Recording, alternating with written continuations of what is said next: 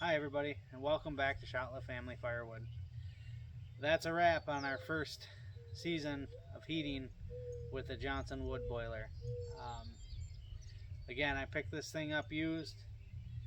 Was really excited to get it started. I just looked it up, and I think I put the first fire in here on September 6th.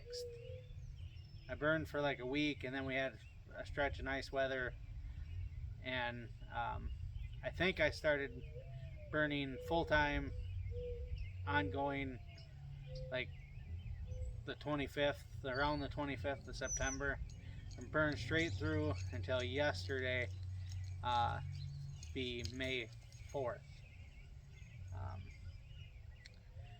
I burned. I'll do a as I clean it. I'll do kind of a review. But we're gonna clean the ash out tonight, and then tomorrow we're gonna do our creosote burn and see if we can clean the inside of this thing up. Um, and then I'll take you through and I'll show you the plumbing and even the wiring and the thermostat on how we got this thing to work. So, but all in all, it did everything I wanted. My whole goal was not to burn an ounce of propane, and I didn't. We heated our water in our old farmhouse that has literally zero insulation in the walls all winter long. I think I had, being that I installed this or got this in the summer, I had like 6 to 7 cords stacked up by the time winter rolled around. And I cut, split, stacked quite a bit during the winter. My gas is between 10 and 12 cords. Hoping next year, if I can get some drier wood and stuff, I'm hoping to not be quite so much.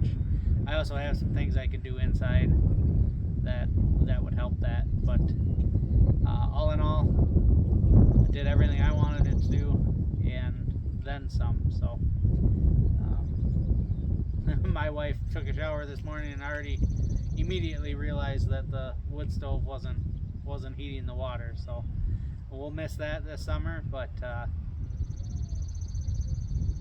we'll look forward to it next winter again. So come along while we clean it out. I'll speed it up while I'm shoveling the ash out, and then tomorrow I'll come back for the creosote burnout.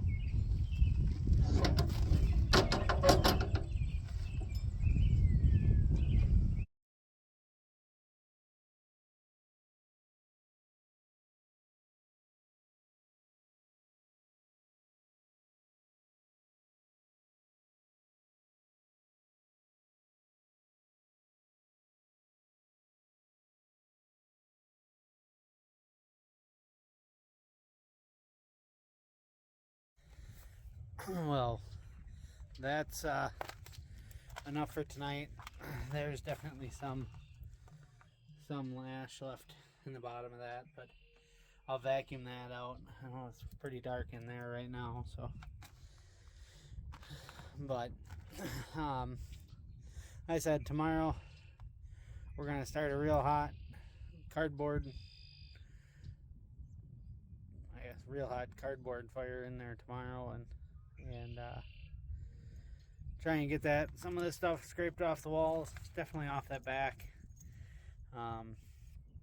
We cleaned out about half of this garbage can of ash tonight and most of the wheelbarrow.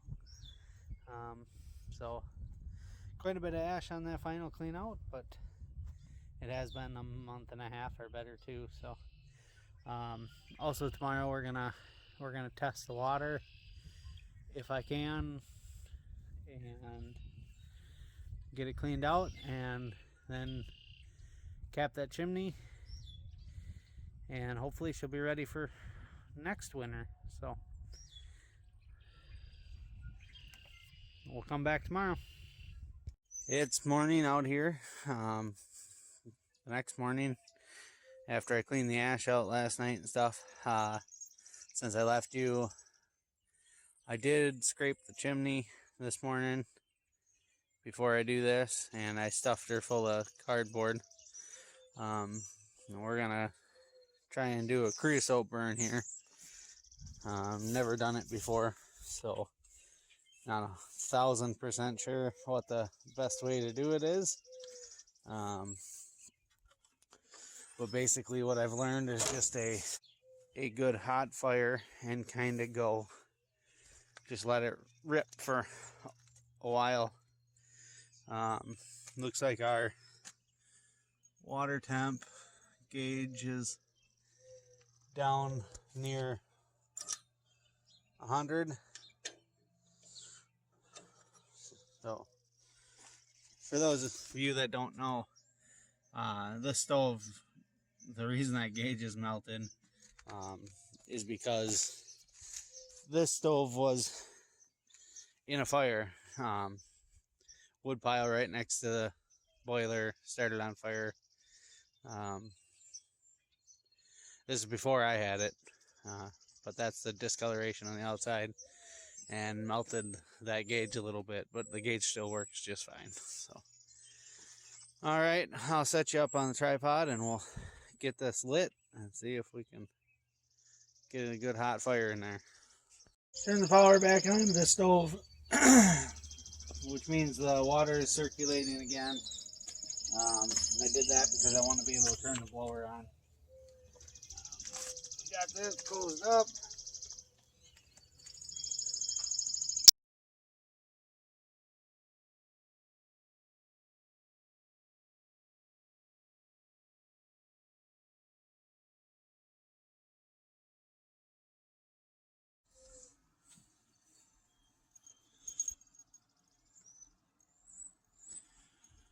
Alright, she's rolling now. I'm going to close that door and we'll let her burn out.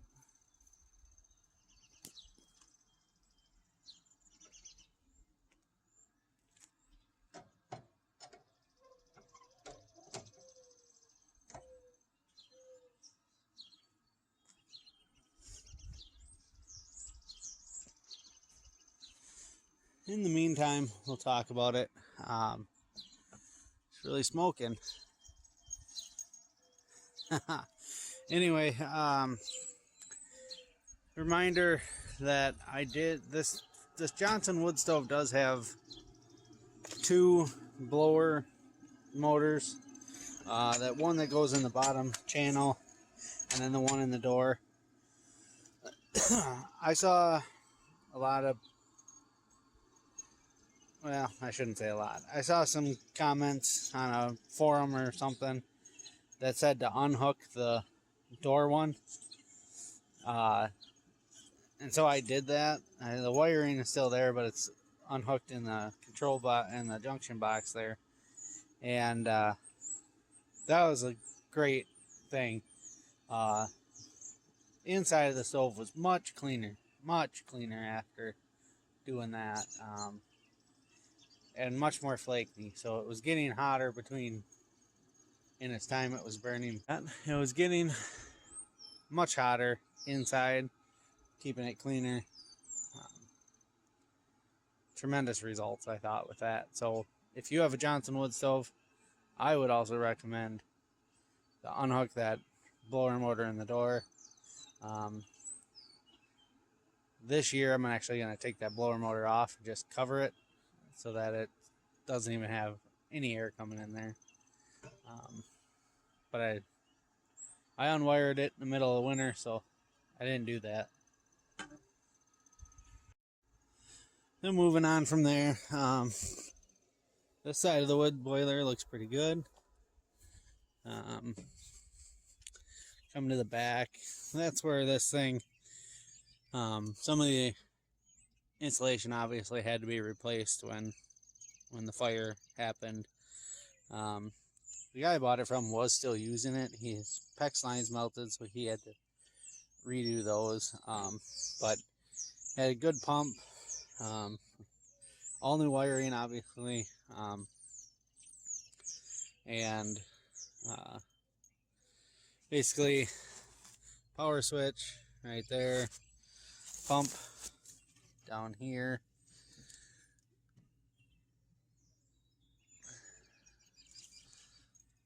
know if you can see that or not. But then, this was before I started the YouTube channel, but I dug the trench in myself. We're kind of up on a knoll here. Groundwater pressure isn't real high, and I was on a tight budget, being that I have the two boys and they were, well, second one was just born and stuff at the time, so I dug the trench in myself. I bought the five wrap PEX lines that are in the tile. I did not buy thermal PEX. Probably gonna regret that someday, but for now it was working great. The fact that I can dig that and install it myself was saved us a ton of money. And okay, this is down in the basement. I'm not sure how you can see, but my conduit and water lines come through the chimney. I knocked a brick or two out of the old chimney in this house, stuck those lines through, and that's how I came into the house.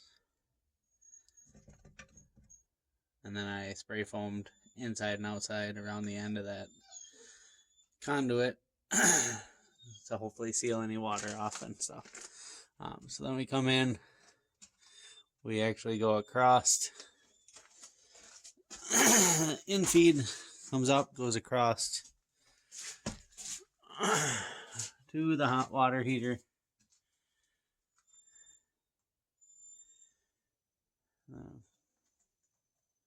Or to the plate exchanger. Goes back. And then before I had installed the boiler, I had installed an April air system. So I had to go above the April air system. Not sure if that was right or not. But that's our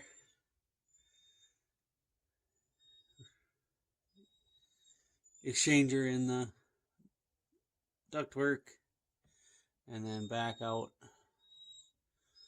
to the blue line heading out to the back to the stove. So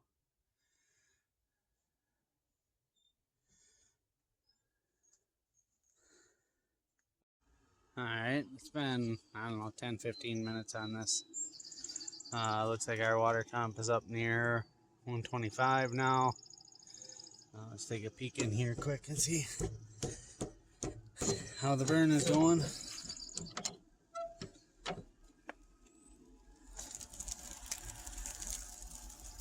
It's rolling. I just threw a couple more boxes in. Basically all the cardboard and good paper that I got is in there now. So when that's done, when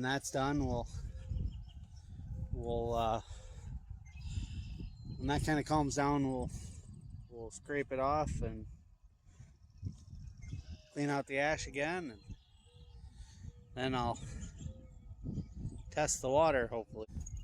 Okay, time to get our water sample. I think we can do that out of the drain in the back here. Not sure how to get you guys in there, but let me try something. Guess I can hope you can see the spigot in there. We're just gonna try and get a little bit out of there.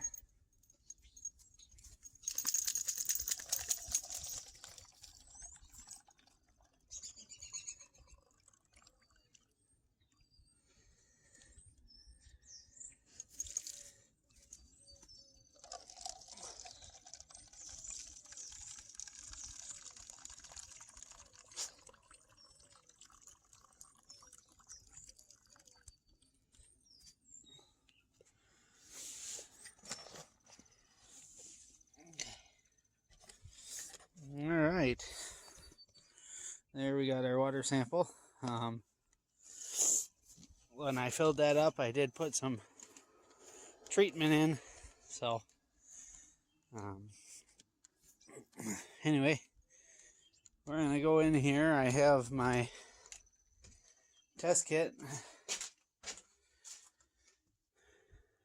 set up right here. It's Alternative Heating Solutions 300 test kit. I bought it off of Amazon, but you get it right from them, I guess. I've never used it, so not sure if I recommend it or not, but we'll find out here in a second.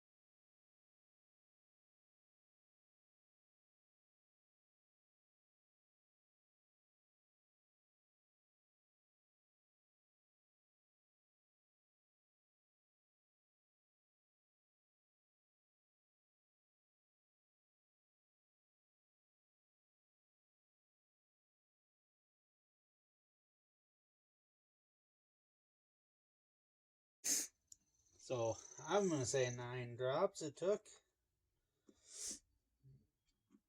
Alright. Multiply the number of drops, 9, used. Multiply that by 50. The resulting number is the parts per million. So, the example they gave, 10 drops is 500 parts per million. So we're about 450 parts per million, give or take a little. We might be at 10, maybe.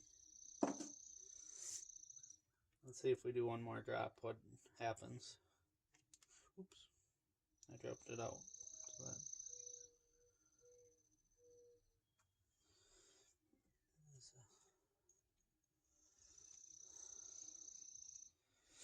I dumped it out, so that was a fail. We might have to do it again. But I would say we're at 9 or 10 drops there.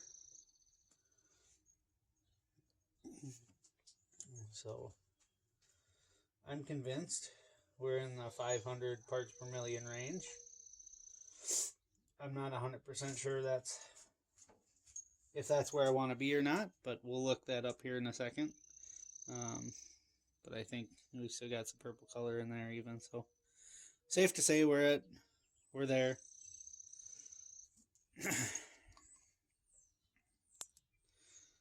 I'll go rinse all this stuff out. Probably the last time I'll use this. I noticed that the expiration date is 12/23, so after this year I won't be tested anymore. So guess it's a one-time use test for me anyway. I'm gonna make sure I dump this water out so nobody drinks it. Well, I just looked it up, and they recommend nitrates be at least 1,500 parts per million. So we're low. So I'm gonna have to order some. They recommend here with this test Amtech 300 or Protec 300 from Alternative Heating Solutions. That's what I got when I initially put the water in the boiler, so I'll just get that, and I guess we'll probably end up testing it again after a while, but like I said, I'll have to order that, so we'll get this right. After all that, our water temperature is getting up to about 150. Take a peek in, see what we got left burning. Not much. I think it's probably time to start scraping. Look how flaky and scaly all that is. hopefully it did what we wanted.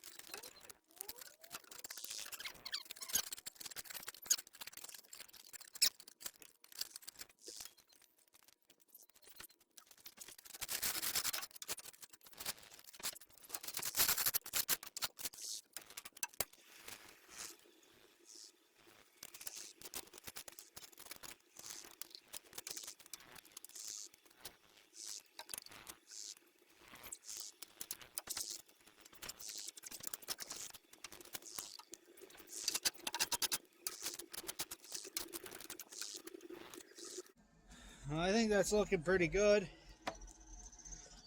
Definitely scraped some stuff down, burning in the bottom there. But as far as the back corners are looking pretty good. Walls are looking pretty good. I don't want to melt my phone, but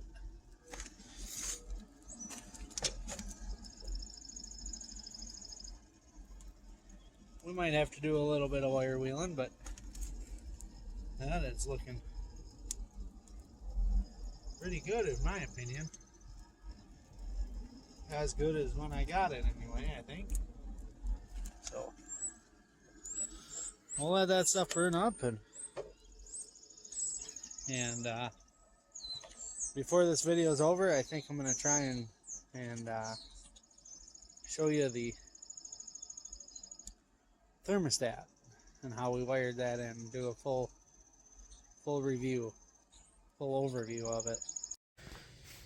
Alright, so to round out this video,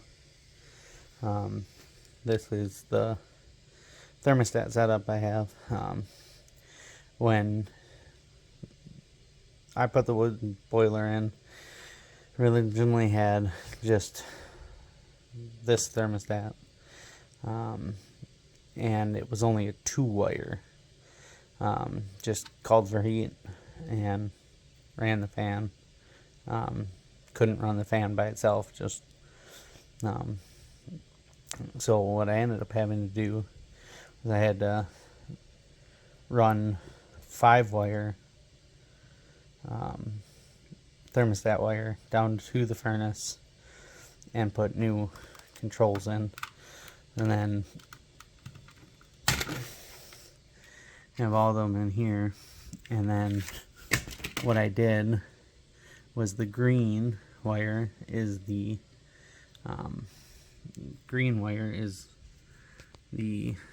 fan only. So that fan only is jumpered to the second thermostat. So the second thermostat literally only has